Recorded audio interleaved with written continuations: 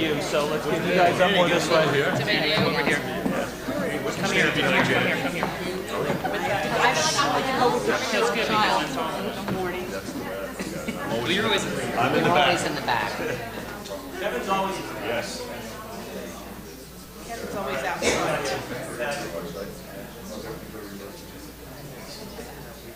Make us laugh. Very nice. Dave, all that, great. Another one. Couple more. One more. All that. Thank you. Okay. Okay, Kevin, stay up. Is this on? Is this on? Okay. We have an incredible program this morning, great panel, and we're going to open with some welcoming remarks by Deputy County Executive Kevin Plunkett.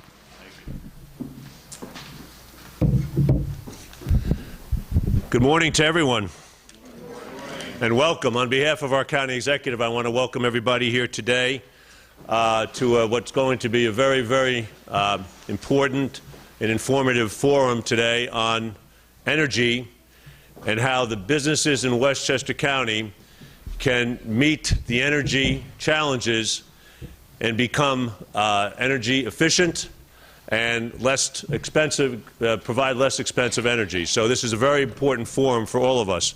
But first I want to start by thanking our Westchester Business Council, represented here today by John Ravitch. John, thank you for your partnership through the Westchester Business Council.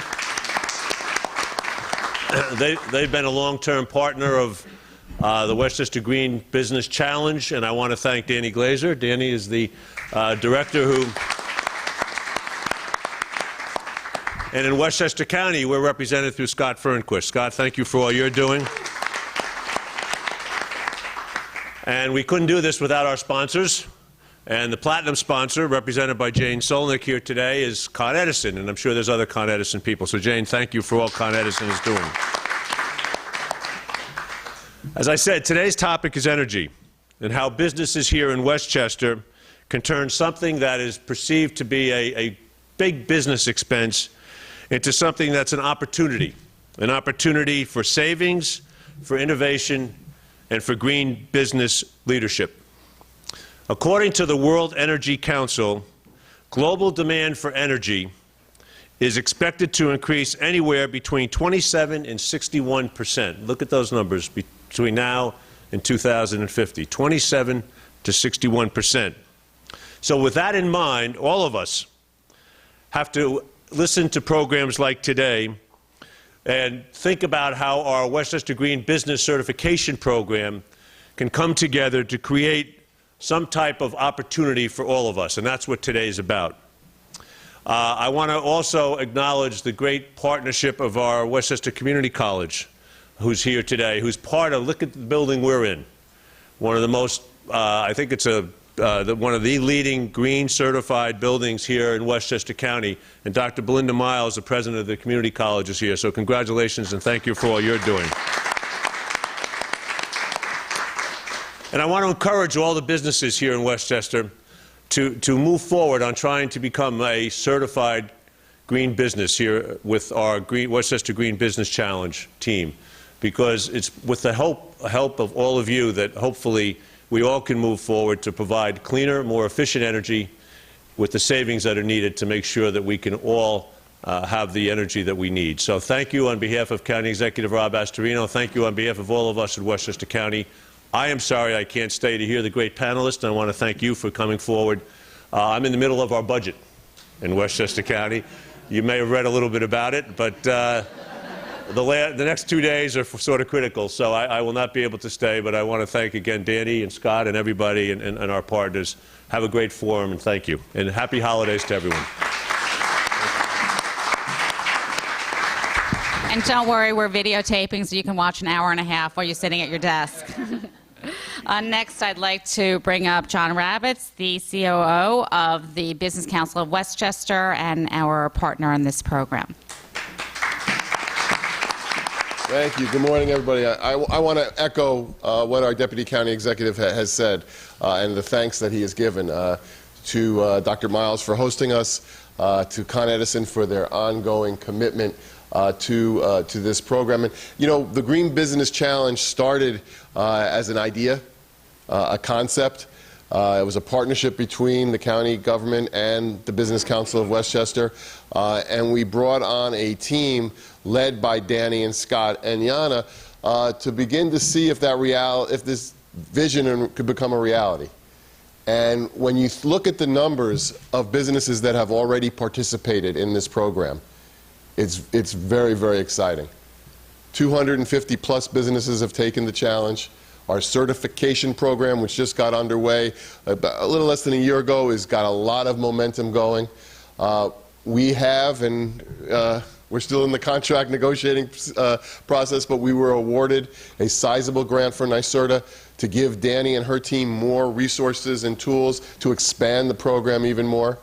But what I love about the program, and when I go to the awards and that Danny puts together for the businesses once they've done the challenge and the certification, is when you talk to the businesses, they talk about how much of it was a win-win for them.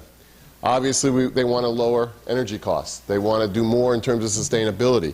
But they've also talked about how they have seen the enthusiasm of their employees. It has become a great retention tool because the employees not only buy into the challenge, but they're the active participants who make the challenge happen. And the information that they take from the challenge is transferable for them to use at home. So they can talk about some of these issues around their kitchen table with their families. So a concept became a reality, and the reality is growing in Westchester County. Thanks to the support of all of you. Thanks again to our sponsors for this. And let's make 2016 even a bigger year for the challenge and the certification program. So thank you all for being here.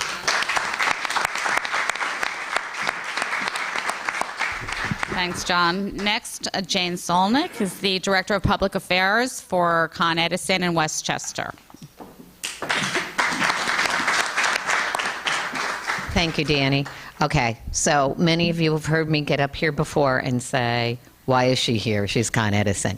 First of all, I'd like to point out that Con Edison has been involved in this program since its inception, and we are delighted to be a part of it. Yes, we are the energy provider for many of you who are here in this community, but as Kevin Plunkett pointed out, energy needs are growing, and we don't want to build more infrastructure. You don't want it in your backyards. And by working together, we really can cut your power needs. And some of the people here in this room have worked with us and have been very successful. But people do get gun-shy when they hear that Con Edison is promoting energy efficiency. We very much are so. I'd encourage you to speak. We have staff here as well, some of our contractors who work on the energy efficiency programs for us. And your colleagues who are in the audience who have experienced the savings that they've gotten, your needs are only going to grow, and we want to be there to partner with you to try to keep things in line as much as possible. With that said, I do want to point out that we do have a table out in front. And today we are asking if you just take a couple of minutes of your time to fill out a short questionnaire, because we are trying to direct our energy efficiency programs to best serve your needs. By doing so, you will get a little ticket that will put you in to a raffle for a $50 American Express gift card, which goes very useful at this time of year. So thank you so much, and we look forward to continuing to partner with you. Thank you, Jane. Con Ed has been such an incredible partner. I mean, not only financially, but very exciting that we've been doing work together, you know, with some of the businesses that you're providing energy efficiency services to or becoming members of our program. I know Jill Davis has had, you know, a lot of experiences with Con Ed and from, you know, incentives and funding and that kind of thing. So it's just, it really works really well. So thank you. And finally, Dr. Belinda Miles to welcome us to her home at Westchester Community College. Thank you, Danny. It's my home. I've been here a year, but I don't sleep here. It's a pleasure to welcome you, and I certainly appreciate your interest in this subject. Sustainability is something that's very important to the college. This beautiful building that we built about 6 or 7 years ago is LEED certified. So as we're looking at our capital projects and our infrastructure, we're always thinking about what's most efficient, how can we minimize our carbon footprint. This is an area of interest not only for us in terms of our capital, our spaces, but also our students and our faculty have made the commitment to learning more about how to be energy efficient and what each of them can do, each of us can do to make this dream come true. And it starts with a concept, John. It does become something that we have to be very focused and intentional about in terms of setting goals and objectives, and we can actually measure our progress.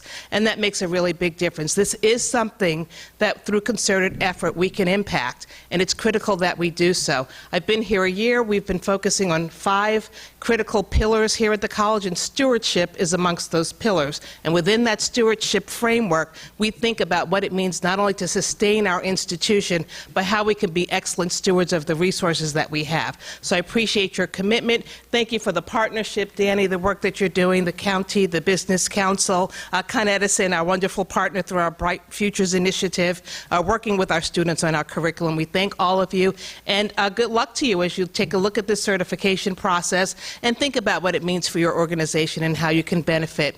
I, too, must dash out. I have another panel to participate on this morning, but I'm happy to welcome you to this space. I hope it meets your needs and expectations and that you have a lot of a good time learning today. Thank you. Thank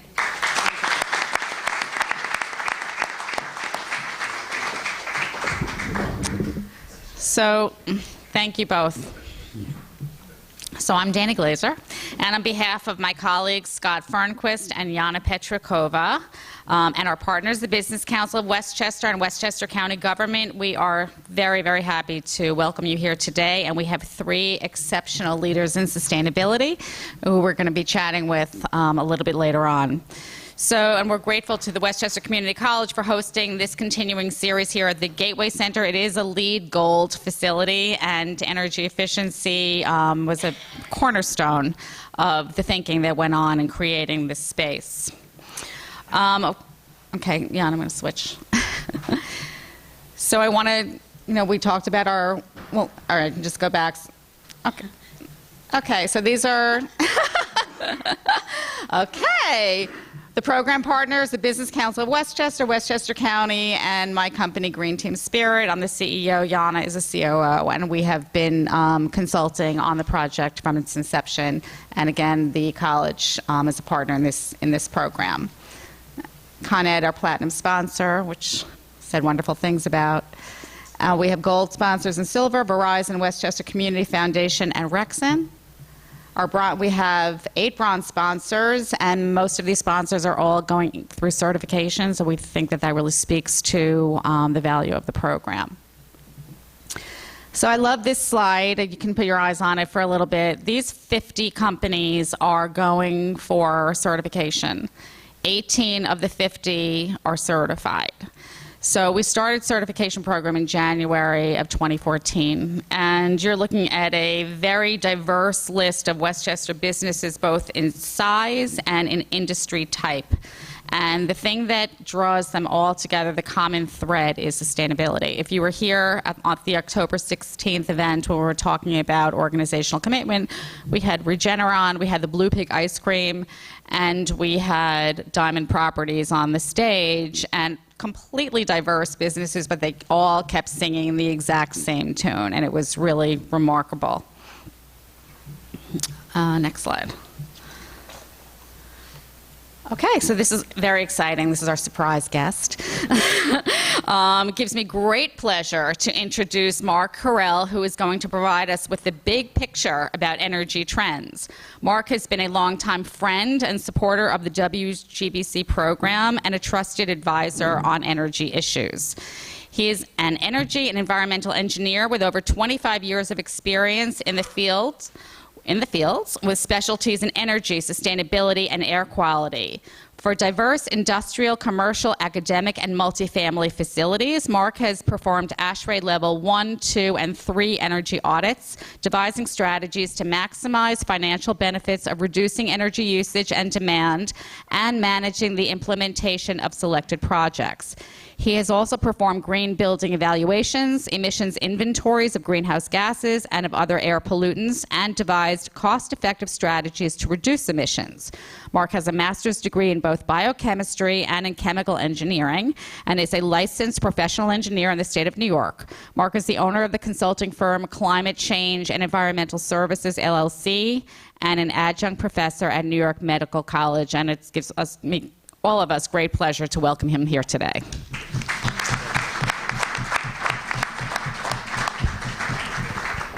I'm such a surprise guest. I didn't even know I was speaking until a few days ago, at the beginning of this week. You can go to the next slide. I don't know who's controlling the slides. There you go. Energy is important. We just heard from Kevin Plunkett about how energy is going to consume more and more costs. It's going to be a greater percentage. Can everybody hear me, by the way? In the back? Okay. It's going to be a greater percentage of costs for a business and for us as residents in the future. Energy costs are only going up. And the way I like to think about it is, you know, we're always bombarded with information. We work hard at our jobs. We have families, everything. We rely on the news to keep us informed about things. And what's on the news these days? It's Trump, it's Kardashian, it's the Mets making the World Series, all these things. But sometimes some broader things that really affect our everyday lives are overlooked on the news. You don't really see much of it. So I'm going to talk very briefly about it, about some trends, particularly about energy, that I think is relevant to all of us in Westchester, all of us really in the United States and globally. Next slide, please. In the U.S., the use of renewable energy has risen dramatically. In fact, I just saw an article this week that says that renewable energy worldwide is doubling every 3 years. Is doubling every 3 years. That trend has been there for about 15 or 20 years, and it's going to continue in the future. Again, the amount of renewable energy is doubling every 3 years. And why? Because the cost of solar, for instance, has dropped 50%, over 50% per kilowatt hour, and it's now just about there. It's just about competitive with traditional power plants. And the markets have noticed there are large companies that are making major investments in solar power, not just to meet state guidelines, but actually as a way to make money. And I think the one that's really fascinating, the example that I think is really fascinating, is the tremendous growth in renewables, and particularly in wind power, in, of all places, Texas.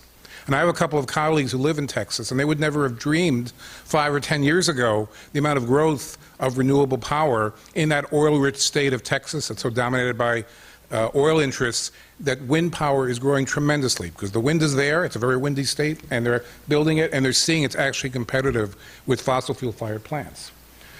But there's one problem with renewables, with solar and wind, and that is the up and down nature, right? The sun, you can only produce power during the day for solar, and winds are up and down. So the big game changer is going to be energy storage. How do we take that excess energy that solar produces during the day and store large amounts of it to use at night? Same thing with wind. How can we store it?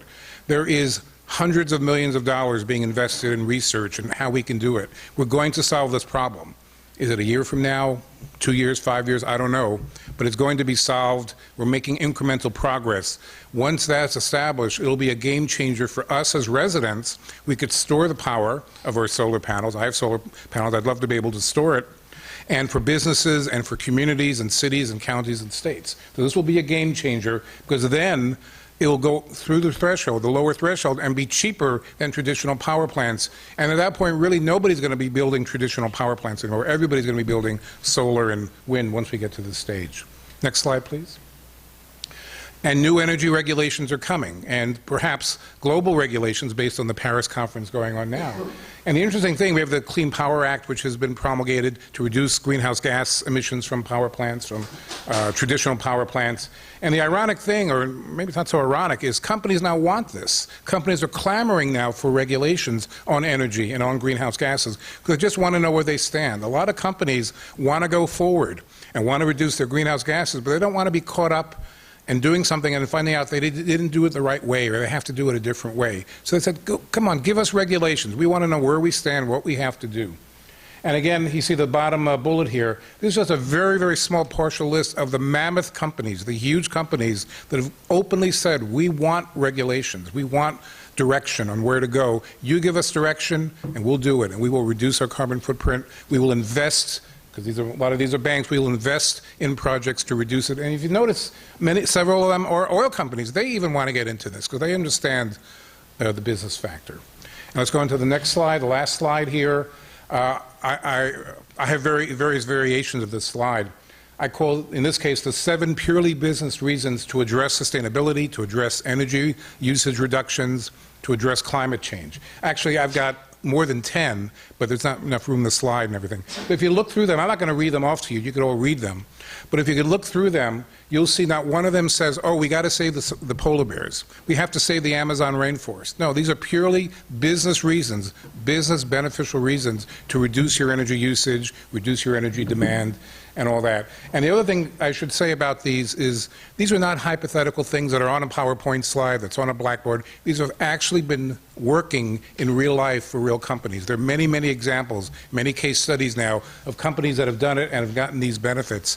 And I urge you very strongly to look at the Westchester Green Business Challenge website, which I don't have memorized what exactly the website is. Okay, WestchesterGreenBusinessChallenge.org, right? Okay, I said it right. There are case studies right here in Westchester of companies that have reduced their energy usage, that have addressed sustainability, and goes into the business benefits, not just the direct cost savings, paying less to Con Edison and gas and oil and all that, but other side benefits as well. So those are my thoughts, and you take it over, right? Thank you, Mark. Thanks, Mark. I promise to be the last speaker before we delve into the panel discussion we're all waiting for. But actually, Mark alluded to it, and we didn't plan it, but today is actually, as you probably all know, the last day of the Paris climate talks. Actually, they just announced it might actually go into the weekend. Obviously, energy is a huge topic of discussion. We're also talking about energy today. But it's really interesting, actually, if you look at the history of the role of business in these global talks over the years. I looked it up, and in 1992, at the first UN summit in Rio, there were exactly 13 delegates at the conference representing the business sector. 13. Most of the other delegates actually viewed the business as the enemy instead of a stakeholder and partner in efforts to regulate greenhouse gas emissions. Fast forward to today. There are more than 1,000 business representatives in Paris today, and the vast majority are supportive of climate action. So what's changed is that businesses now see that the cost of inaction is greater than the cost of acting to reduce emissions and curb climate change. So the county has long recognized this. I've worked with the county for the past 10 years. We realized that business is a critical partner, and it's why we partnered with the Business Council back in 2009 to start the Green Business Challenge, and it's why we expanded in 2014 to develop the Green Business Certified Program. So we're not in Paris, and this conference might not be as large or getting as much press coverage, but it's still very significant because it actually represents a continuous effort at the local level to engage and challenge the county's business sector to lead the way and set an example for other businesses, not only in Westchester, but around the U.S. and actually the globe. So, that being said, I just want to introduce our 3 very distinguished panelists, who I'm very happy agreed to be here today. And as Danny said, all of the speakers in each of our events that we're holding have achieved Green Business certification, so they all have a great story to tell. So I'm going to start with, starting from the left, Jill Davis. She's the director of Hendrick Hudson Free Library. She's been the director since 2006. The library has always played a vital role in introducing the community to new and important information. Under her direction, it continues this mission by taking a leadership role in educating the community about the importance of implementing sustainable practices. Jill has spent the last 3 years integrating environmentally friendly practices into all areas of the library's operations and is currently participating in the New York Library Association's Sustainability Initiative to bring sustainable practices to libraries throughout New York State. Welcome, Jill. So continuing down the line, Chris Hale is the founder and president of Sun Blue Energy. We're so happy he's here to talk about solar. Chris discovered the opportunities of the solar industry and has had to offer, let me start over. He discovered the opportunities that solar had to offer at the Center for Sustainable Energy at Bronx Community College. He quickly quit his job and started Sun Blue Energy in June 2009. Chris is NABCEP certified installer who thrives on the challenges of the business of solar. And it is a very competitive industry here in Westchester County. Westchester is Chris's home, and he is proud to work with such a strong team of conscientious, hardworking, and dedicated local solar professionals, which I can definitely attest to. We've had the pleasure of working with them through the certified program. So welcome, Chris. Our last, our third and final panelist is Jeff Hogan. He's the Energy and Sustainability Manager for Montefiore Medicine. He was hired in the fall of 2013 and is the second individual at Montefiore to hold this prestigious position. He's a LEED certified individual, he's a LEED accredited individual, a certified energy manager, and holds a master's degree in sustainability studies from Ramapo College. Since coming on board, Montefiore has received recognition from the Association of Energy Engineers, Practice Green Health, and the Westchester Green Business Challenge for the progress it's made with regard to both energy efficiency and sustainability. Jeff's ultimate goal for Montefiore is to become the most sustainable healthcare delivery system in the greater New York City area. It's a great goal. Welcome, Jeff. Thank you for being here. So, we gave some sort of generic introductions, but I'd like to start with just, if you could each just spend a few minutes describing your organizations in a little bit more detail. And I'm actually curious how you personally came to be involved and what your role has been in your organization's energy, but also more broadly your sustainability efforts. So, Jill, can we start with you? Sure, but I think you're going to have to move. Yes. Thanks. That's okay. We can pass it. Can you all hear me? Okay. So my efforts in the beginnings of sustainability for the library and for myself personally came actually through Danny. Danny is a patron of our library, and when she approached me to see if maybe we wanted to fill out the information on the Westchester Green Business Challenge, I said, well, certainly we do. You know, we're an association library who serves the town of Cortland. We've been in business since 1938, and our business is to educate, entertain, and just kind of get the community involved in important events, whether it be sustainability, whether it be, you know, the latest fads, whatever it is. So this really fit right into the mission of the library. Participation in the challenge was great for us because we got to see what we really do well already, and then also the areas where we could maybe do a little bit better. So, you know, we've had a great time. Personally, I have participated at my home with kind of our own little energy challenge to see what we could do to our house to make it a little bit more efficient, and you know, it's been a real great process for us. Thank you. And Jill actually wrote a really great case study for it was a New York Library Journal. I forget what the name of the publication was. Yeah, it was. It was on the entire process. Right. So she's been very instrumental in getting other libraries interested in this topic. And if you're interested, you can go to our website and read the whole story there. So, Chris? Hi. So our organization, we're a solar energy company. So we design and install systems for homes and businesses. We were introduced to Danny years ago. We've been going to green drinks and other green events throughout the Westchester for years. And when Danny started the Westchester Green Business Challenge, we quickly took the challenge. We're very excited about it. I think it's a tremendous opportunity for all of us to push into the community and take stock in what we are doing as a company. So that's really helped us look inward and see, you know, although we know a lot about renewable energy, solar energy, and some about energy efficiency, until you actually go through the certification process, you're not giving yourself the opportunity to actually look inward and see what you can do to make yourself more energy efficient and do more green practices. And by going through that process, which is rather extensive, it allows you to actually learn what you can do better to become more energy efficient.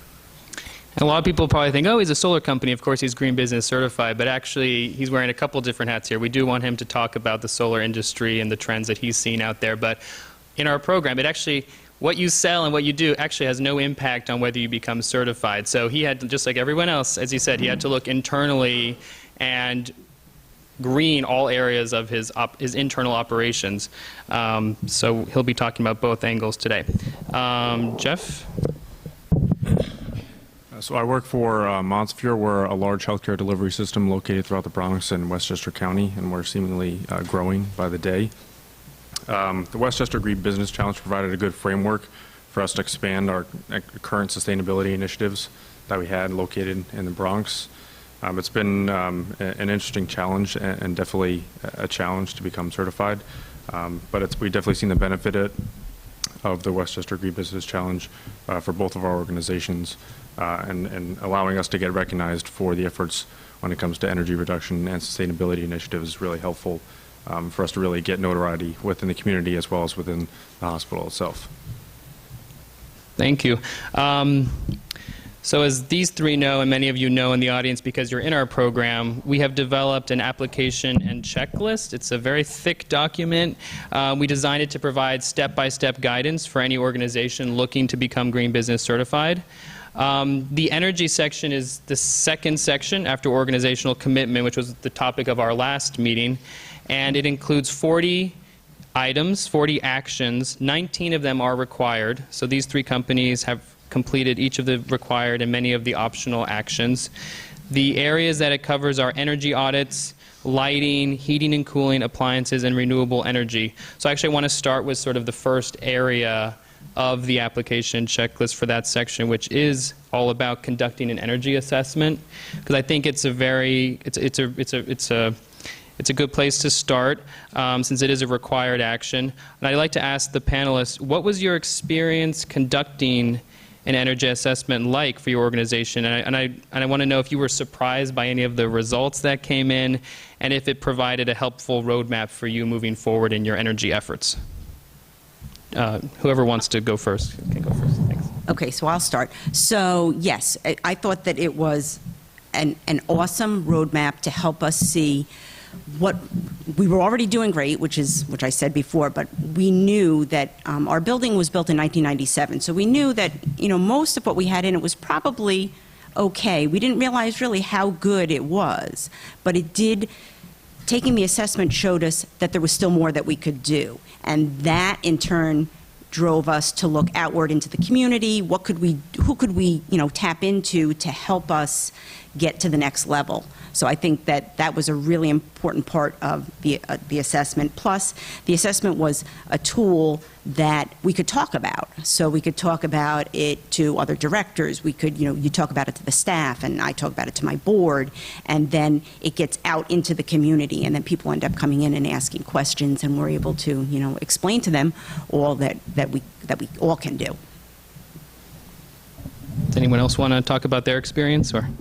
Well, first I'd like to give proper due to Laura Waldman, our operations manager, who walked us through the challenge and the certification process. And we also had an amazing intern, Allison McKay, who really put us over the hump and finished the certification for us this past year. And I do also have to say that we are in a situation which made maybe the certification even easier than others.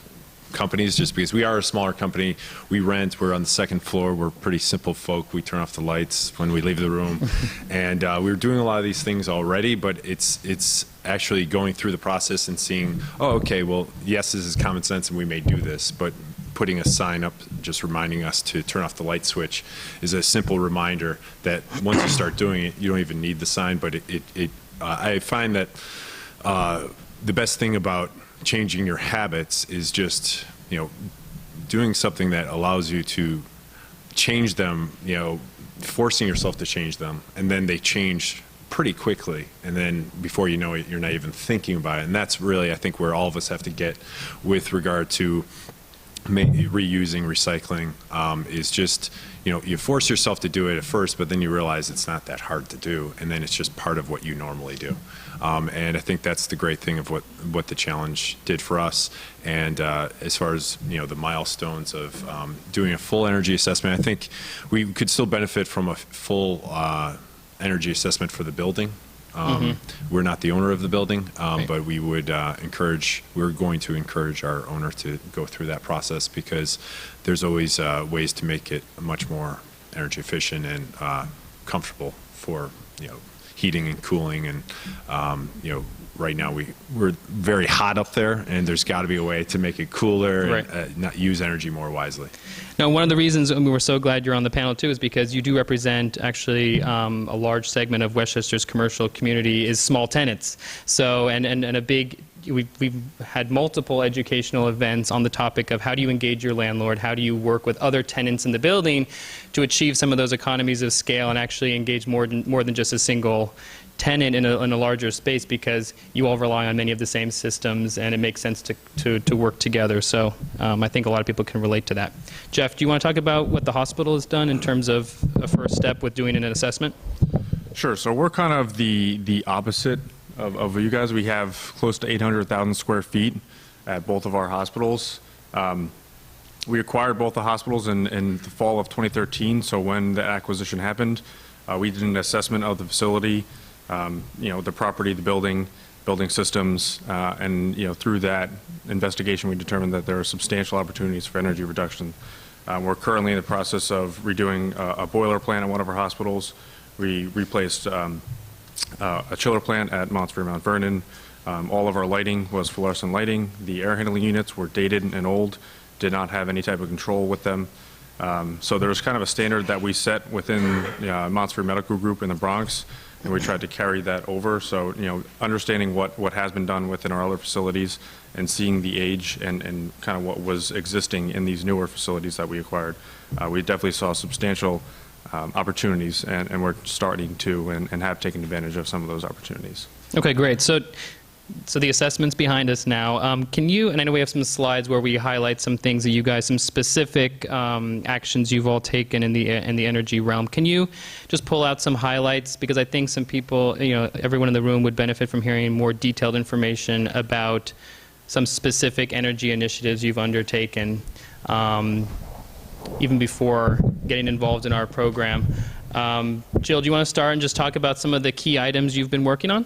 Sure. So we've had two lighting assessments done at the library. With the first one we installed LED lights in our parking lot, and that was through a Con Ed incentive. So I know funding is probably another topic we'll talk about, but I can say that through that program, Con Edison paid for 70% of the costs of changing all of our outside lighting to LED. So for us, that was a huge savings. We are an association library. We do have to abide by the 2% tax cap. We have funding restrictions, and this really, really helped out. Not to mention the lights are beautiful. You can really see so much better into the parking lot. Also, about 80% of our building is now LED. We're working on getting the remaining part of the building turned over to LED through hopefully an expansion project of the children's room, which that's the only area that doesn't have it.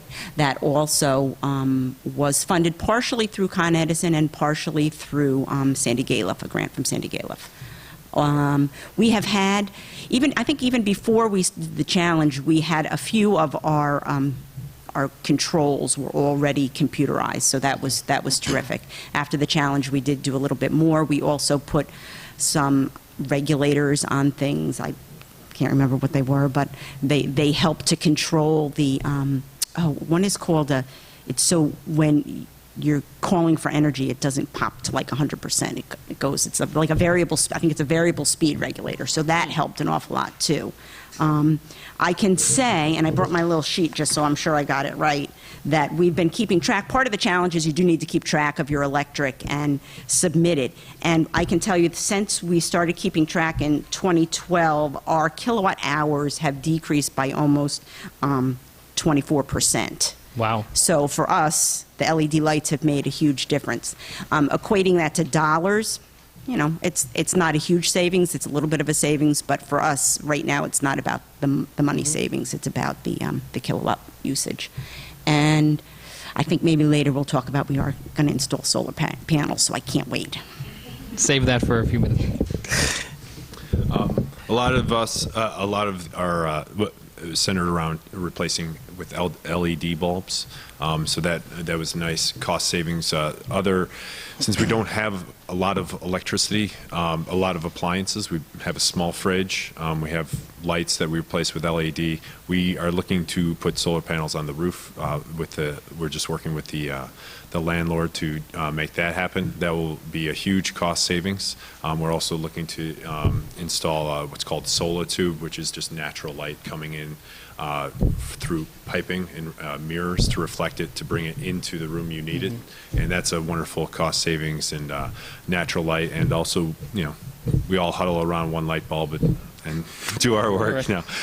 It feels that way, but we have these hi-hats that ran out, and we're not replacing them. We're in the dark a little bit, but you know, we're not going to be replacing them with what was there before, because that would just be a waste of energy. So we're looking to redesign our lighting system as well. Thanks, Jeff. So I think I mentioned that we're in the process of installing LED lights throughout all of our main corridor spaces. So, you know, one of the biggest struggles that we have as a hospital is that our operations are 24/7. So a lot of our lighting and heating and cooling is on 24/7, 8,760 hours a year.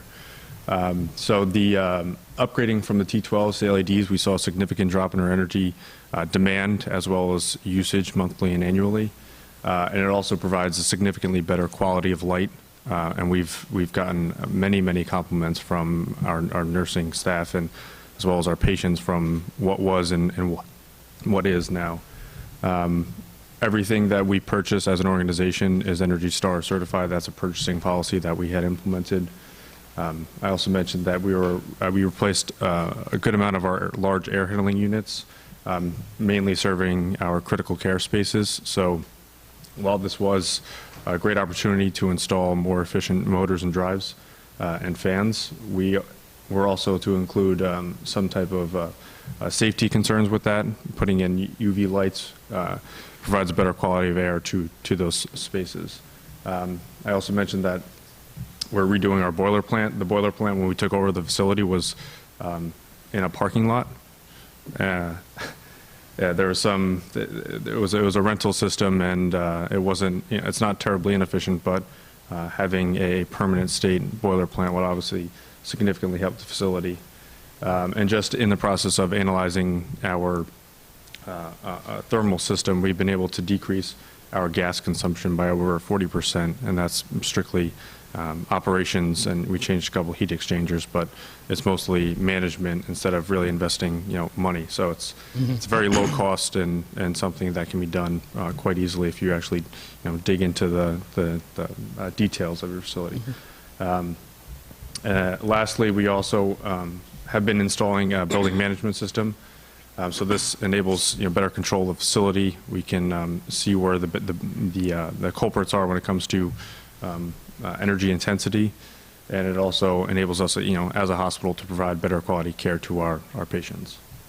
And that's basically it. So Jill alluded to some incentives she received from Con Edison to assist with the financing. I'm just curious, did the hospital take advantage of any programs out there to do any of the items you just described, or how did you help? So for the chiller plant, we received. I mean, it was a $1.2 million project.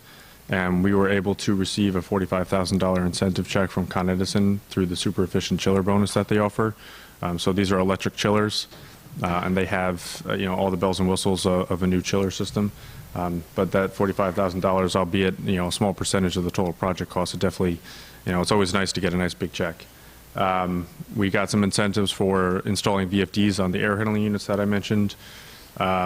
We've gotten some lighting incentives. We did some lighting in our parking lots, and we're expecting a sizable check from Con Edison for the LEDs that we installed throughout the facility. We installed 945 LED fixtures throughout the facility. The total project cost was upwards of $300,000, and we expect the incentive to be in the ballpark of $100,000. That's great. So let's move on to renewable energy. And actually, Mark alluded to the fact that renewables have really increased dramatically over the years. And according to a recent study by the Department of Energy, we've really seen record growth over the past few years, primarily with solar and wind. So in Westchester, as many of you know, there's been a major push in the area of solar through the Solarize program that many municipalities have taken part in, as well as the Energize New York initiative. There are really innovative financing mechanisms available to individuals as well as commercial organizations looking to upgrade to cleaner, greener energy options. So this is all very encouraging. There's clearly a lot more we can do. And I just like Chris, as someone who's sort of on the inside of the industry and has a unique insight in terms of the various incentives that are out there, you know, what businesses are doing, what they're thinking, you know, what are some of the roadblocks. I was just hoping you could give us sort of the big picture, a little bit of an overview of the solar industry in Westchester, obviously from a business perspective, since we're talking to businesses today, as many in the audience might be looking to make that switch. Can you just kind of set the stage a little bit? Yes. Let me preface this by saying I could talk about this for hours and hours. Love it, everything about it. You got 5 minutes. I'm sure. So I'll keep it quick. I really see Westchester County as the front lines of the solar energy industry because we have high electrical rates. Grid parity is much more of a real reality for us, as far as grid parity being solar being just as affordable as fossil fuel-based energy. And with the incentives that we have in New York State, it allows the industry to be very, the potential is very great in our area. And also there's a tremendous amount of money in this area and access to capital, and a lot of open minds and open wallets and so forth. And so we have a tremendous opportunity to really just be the center of the solar energy industry. But as far as the industry itself, it's like Mark said, it's growing very quickly, and it's very solid as far as its growth, because what we're building is something that's going to be on people's homes and businesses for years and years to come. So we take great pride in doing a very high quality installation that's going to be working year in, year out without polluting the environment. It's the most logical choice. It's the best investment for any individual or business or school to make. I think as the electrical demands of our nation, our state, our nation, our globe continue to increase, when you hear numbers like 27 to 61%, I mean, it's just staggering considering how much electricity we use currently. We need another solution, and solar energy, wind energy are those solutions. And so I consider the industry right now mature and growing, solid. The fundamentals of the solar energy industry are strong, and the sky's the limit, and well, I guess the sun. I've always been amazed by how many solar companies are active. I think you explain why, but it creates an incredible amount of competition among solar companies. I know just from actually companies we've worked with in our program, I can name 6 off the top of my head, and there's probably 6 more that actually have a presence in Westchester, which I think is phenomenal. Has that benefited you or the consumer, obviously, but from a business perspective? I mean, is now really the time to take advantage? And also, there's rumblings about the incentives changing for solar. Can you speak to that a little bit? And just in terms of the timing of installing solar, is now the best time to do it, or do you think it's a safe bet?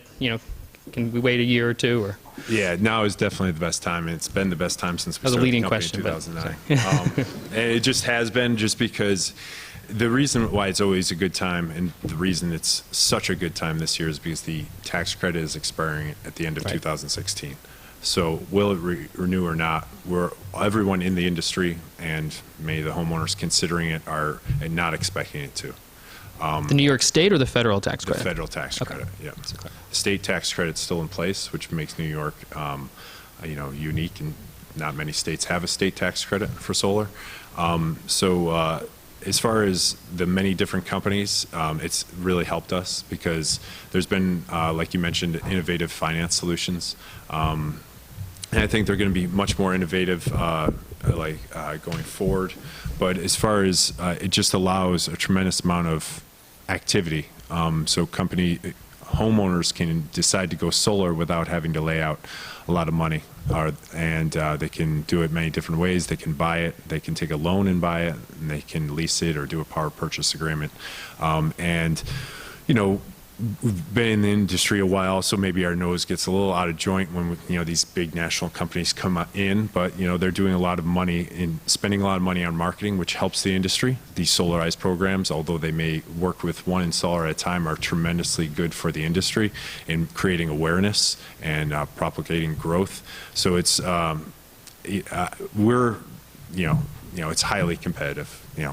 I'm not going to make it seem like it's not, but I think what we're going to be going toward is more. Even though we have a lot of national companies and so forth, I think we're going to be going toward more local companies. I think we're much more like the HVAC industry contractors, and there's not really a lot of national HVAC contract, if any, service contractors. But I think that's a tremendous opportunity for local businesses, local economies to grow around the solar energy industry. So Jill and Jeff, I know that both of your organizations are investigating solar options. Do you want to share any thoughts at this point in terms of your experience looking into solar for your facilities? I can't wait.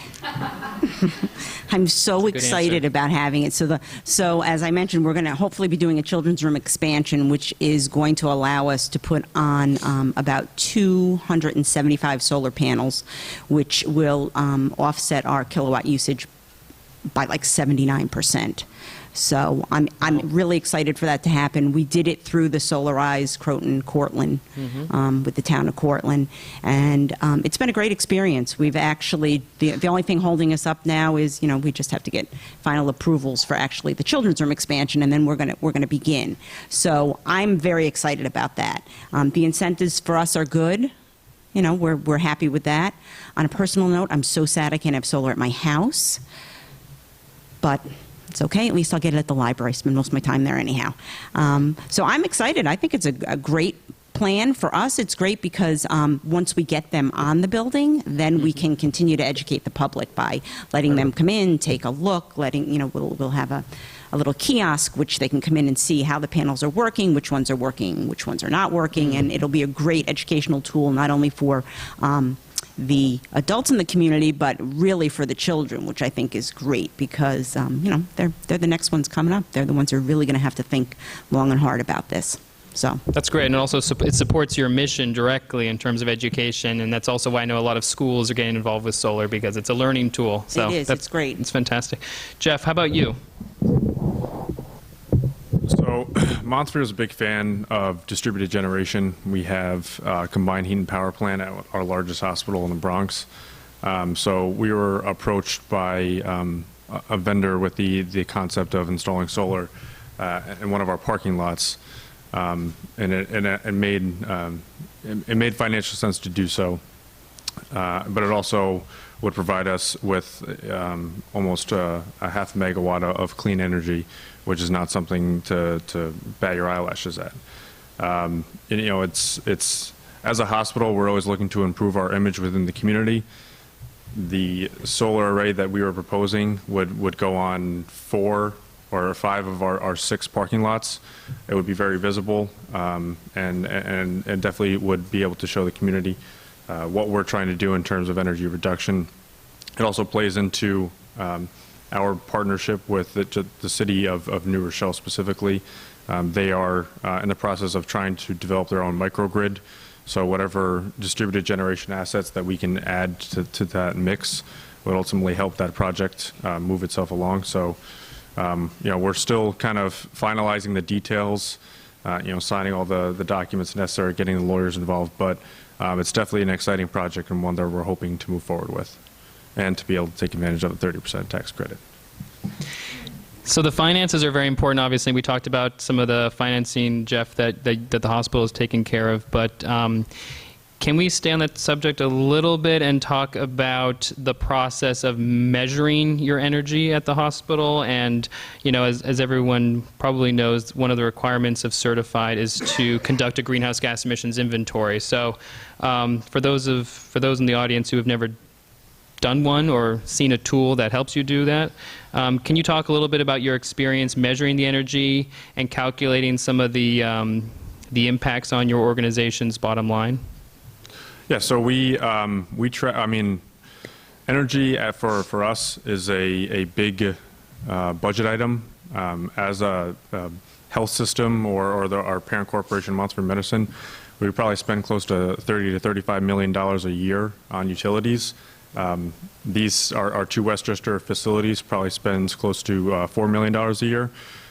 So being that we spend a significant portion of our budget on utilities, it's something that we invest in and something that we look to improve.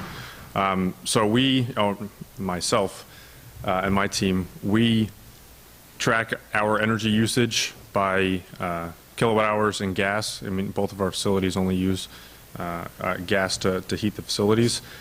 We track things monthly, and we develop some type of performance metric. We typically use kBTU per square foot, as does Energy Star, and then we also develop a cost per square foot to enable us to compare our facilities, and not necessarily an apples-to-apples comparison, because each facility has different types of departments within it, and different departments are consume different amounts of energy on a day-to-day basis. But we have our facilities metered quite well. Each building is metered at our Westchester facilities, which enables us to kind of break down our campus energy use. And we do track it month by month as compared to our previous year, as well as our budget for that year. And we are actually, across the board, we're tracking to spend less and use less than we did last year. So it's definitely good for us to document and show that to our organization, because we've been able to revise our budget from 2015 down by nearly 30% to what we're projecting for 2016. So it's something that's been noticed at the administration level and even above, which has enabled the engineering staff to really get recognized through the health system. That's great. Jill and Chris, you're very different organizations. Do you want to talk a little bit about, as a tenant, maybe measuring your energy, and Jill, as a nonprofit library, what that experience was like?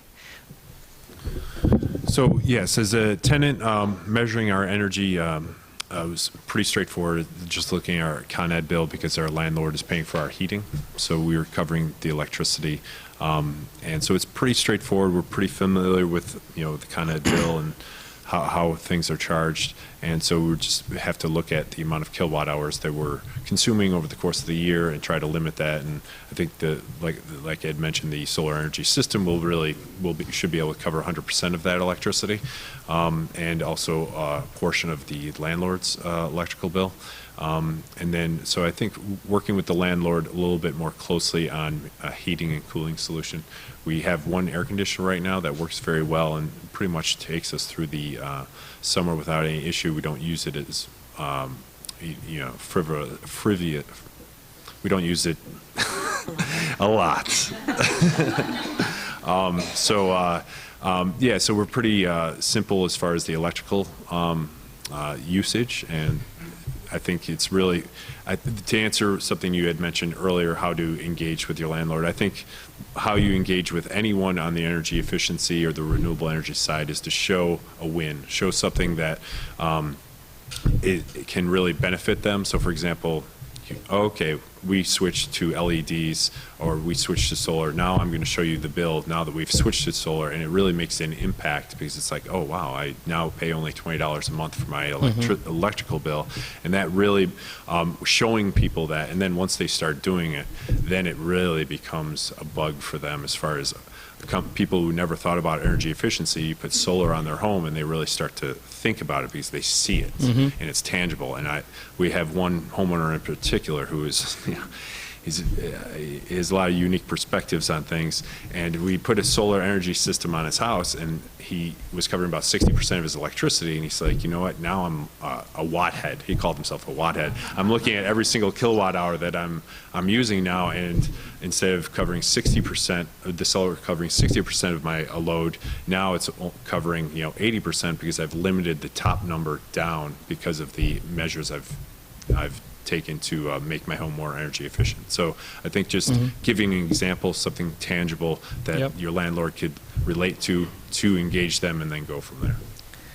We're big believers in showcasing wins. That's exactly why we do this program. So thanks for reaffirming that. Do you want to add anything, Jill? Or? I really don't have too much to add. I mean, we keep track of our electric monthly, and for us, it's a good tool for promoting the good that we do to the public and to the board and to potential financers. And you guys were even, I know we also measure waste in the tool. I know, didn't you buy a scale to measure? It's a luggage weighing scale. A weighing scale to figure out if your waste was going down. Yeah, because the town of Cortland takes care of all of our waste, we had to find a way.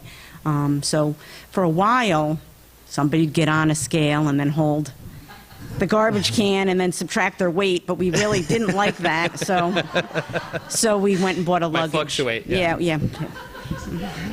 You find ways to do it. Right. No, I was impressed by that. So one of our mottos at the Green Business Challenge is that you're never really done with becoming a sustainable organization, and it's actually really good news for us because we rely on annual memberships and renewals.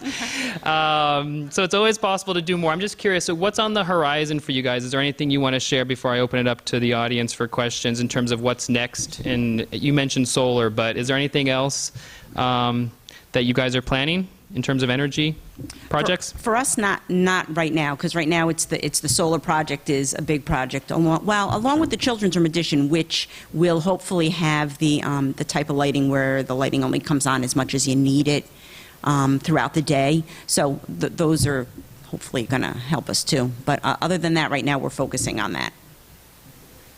Chris or Jeff?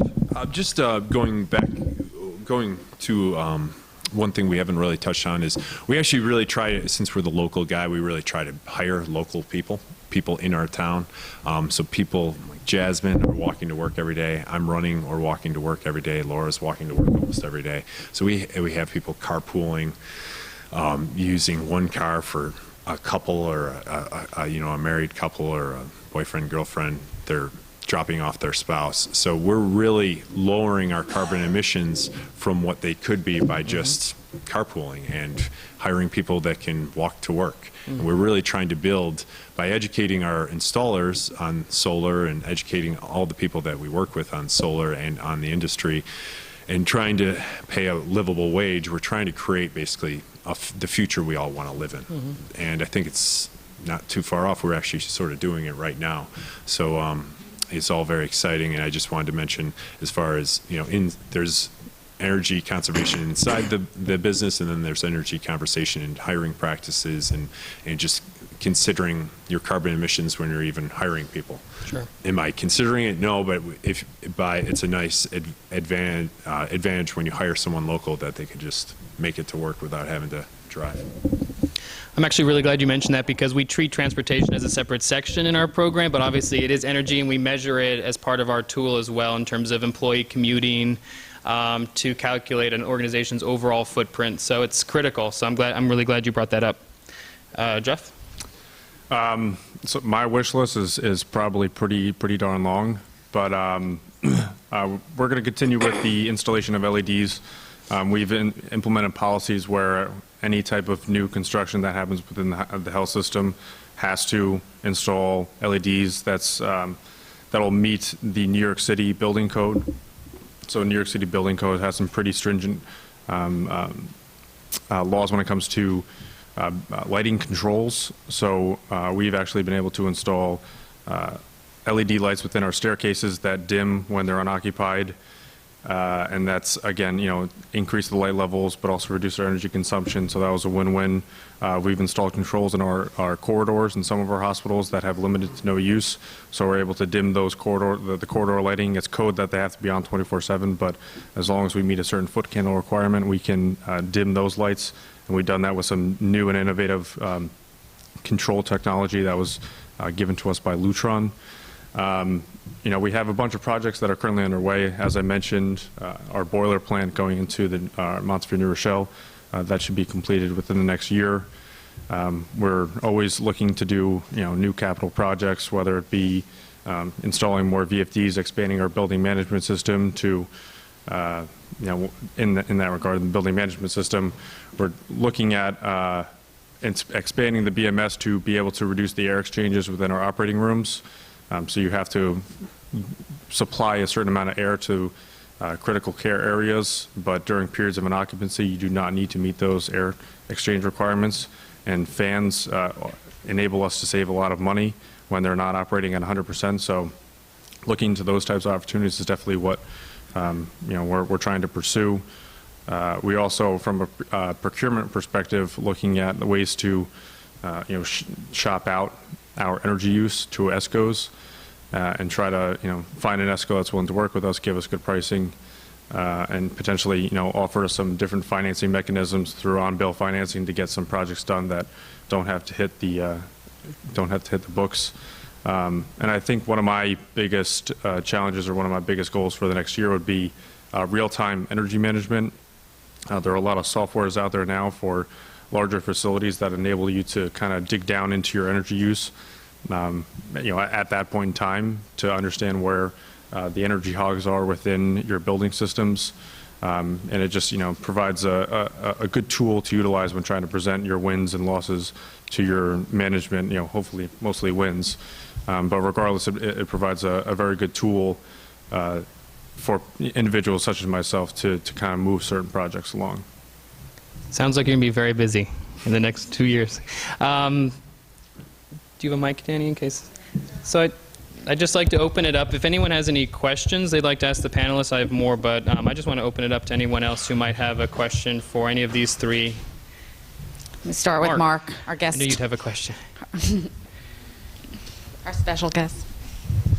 Thanks. By the way, I'll start off by saying, Chris, I'm a watt-head. I've become a watt-head myself, and now that you gave me that term, I think I'm going to see what I can salvage and maybe create a hat or, you know, a meter or whatever. But I just wanted to ask you if you could go over some of the side benefits. Obviously, you're saving money, you're saving costs, and that's important. You're reducing your greenhouse gas emissions.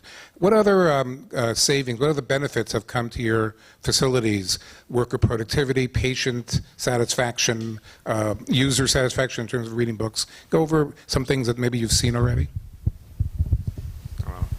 We've definitely seen through our lighting initiatives enhanced patient satisfaction. We have to track every single hot and cold call that we get down in the engineering department, so offering better control through the building management system has definitely helped in that regard. I mean, a lot of the building controls, you know, if you think of it right now being strictly pneumatic, individuals have to go up to either turn off or turn down or turn up certain pieces of equipment, and enable or kind of automating that process can save human capital and save that person's time where they can go and then do something else. You know, additionally, other sustainability initiatives that we have experienced in terms of waste reduction, implementing a recycling program, reducing the amount of medical waste that the facility generates, which then allows or reduces the amount of medical waste or hazardous waste that our environmental services associates have to handle. So, I mean, the benefits kind of snowball when you really start to dig into what we have accomplished within the last 2 to 3 years.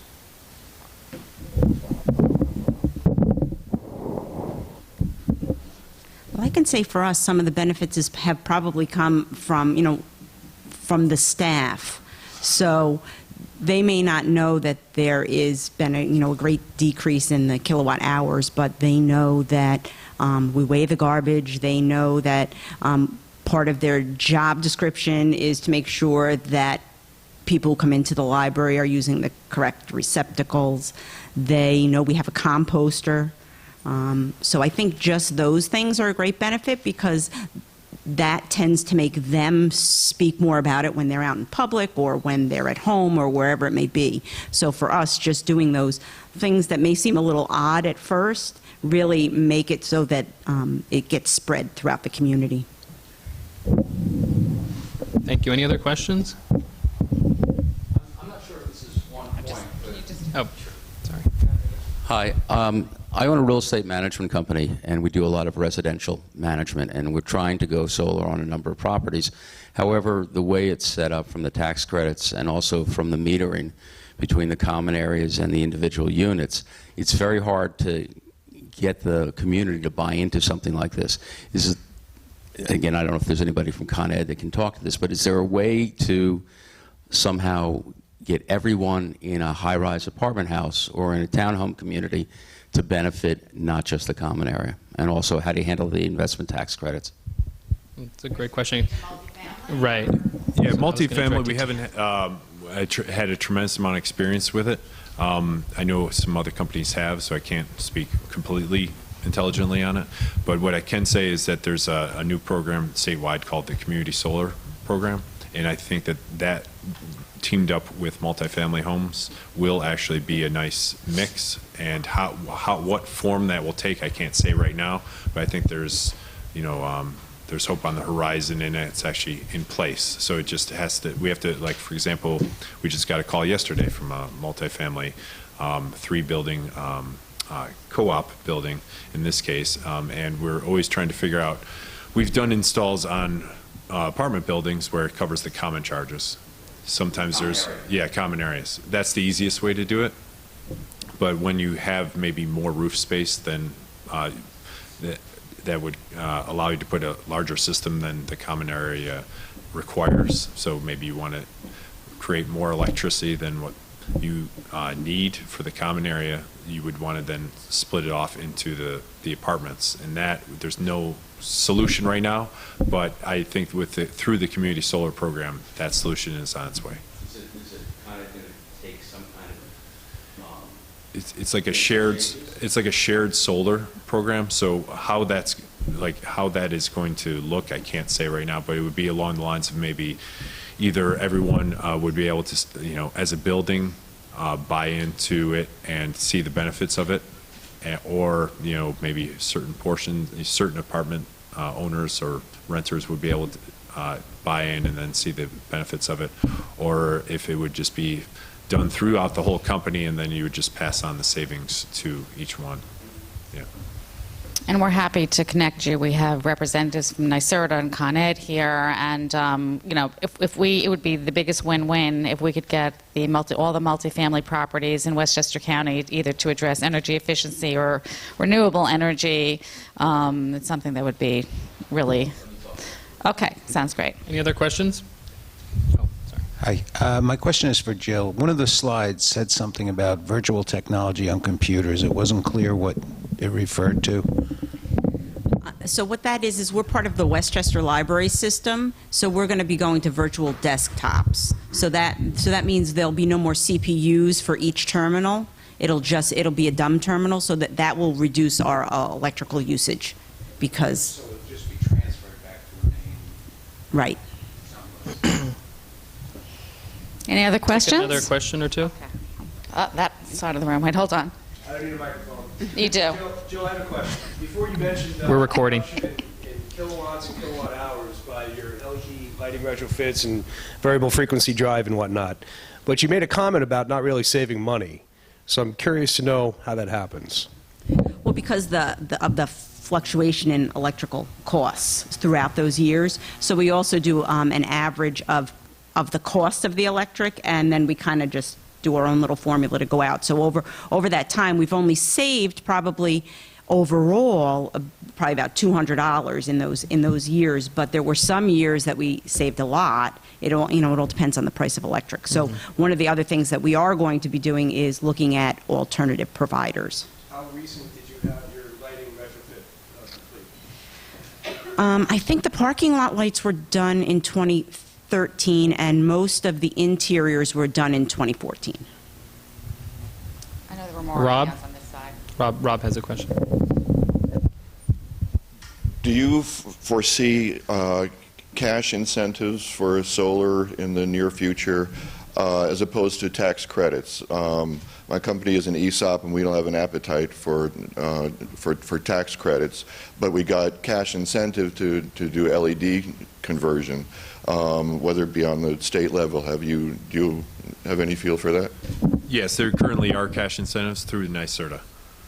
So, for example, right now in our area, it's for a business, it's 80 cents a watt going down to 70 cents a watt per installed DC watt. So it's pretty sizable.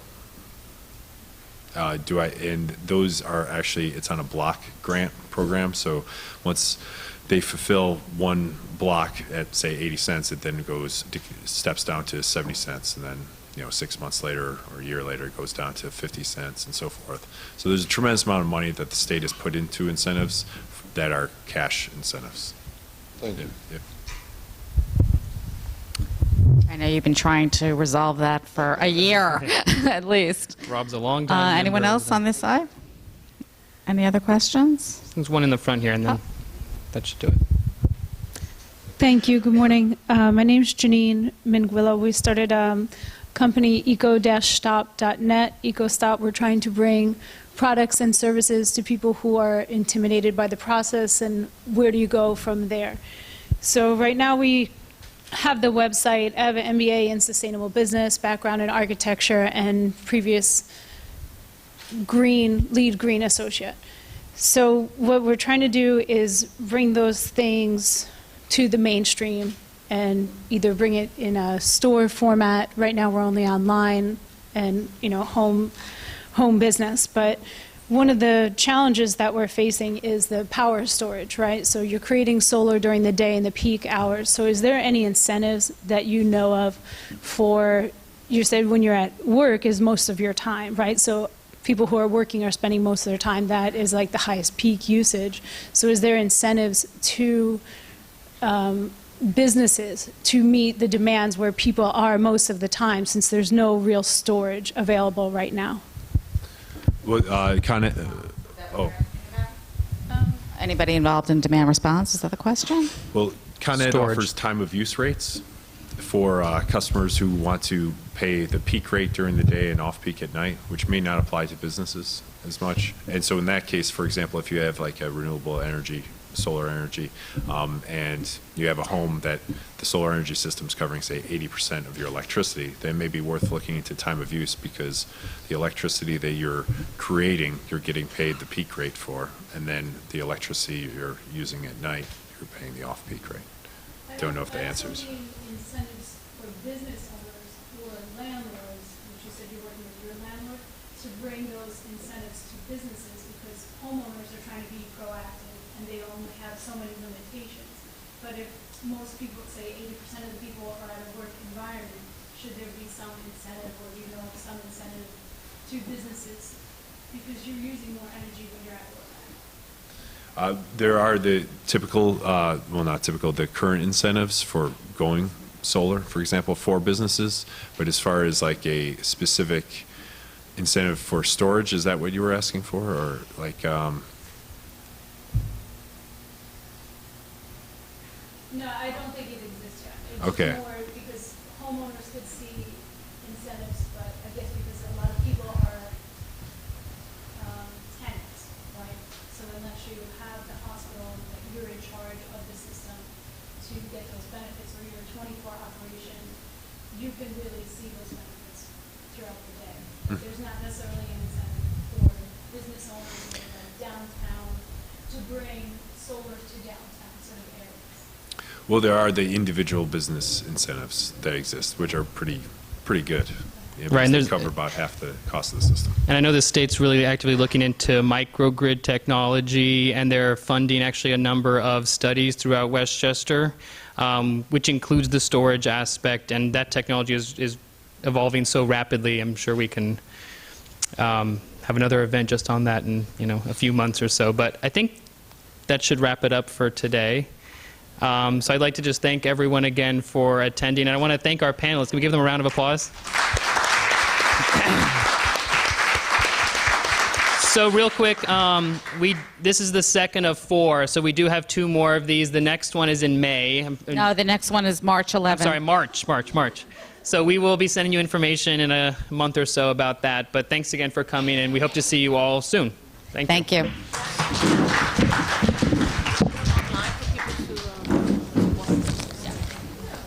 Yeah.